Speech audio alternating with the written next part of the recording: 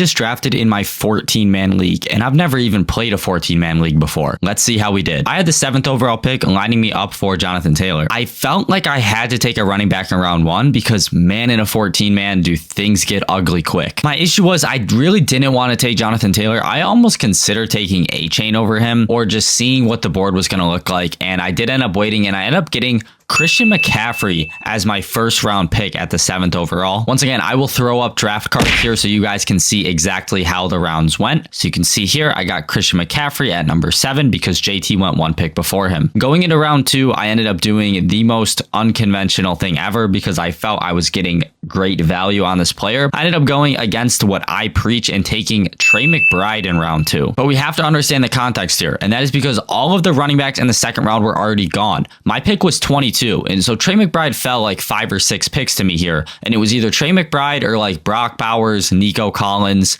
And honestly, this is one of the years where I think that Trey McBride is so good that going early tight end is not the worst decision in the world, even though I usually don't like it. We move into round 3 where I am picking at the 35th overall pick. I end up getting my guy in this round again. Give me Malik Nabers here. This is how the round went. You can see Josh Allen went early at the beginning of round 3. And a few guys like Chris Olave and Tet McMillan got picked before, which gave me a pretty good spot to scoop up Malik Nabers there. But now I've got a running back, a tight end, and a wide receiver through 3 rounds. But honestly, I was feeling okay here. But moving into round 4, it was crunch time. We got to start filling these holes. And my 4th round pick is already the 50th overall pick. We're already an entire round back from a 10-man. I was really hoping one of those mid-round running backs, Bucky Irving, Scatterbook, Kyron Judkins would fall. Also, peep the fact that Kyron Williams went in round 2 over Chase Brown. He's got to know something. But anyways, just one of those running backs falls to my pick, and it is Quinshon Judkins. So that is who I pick up with my 4th round pick. I was just grateful, honestly.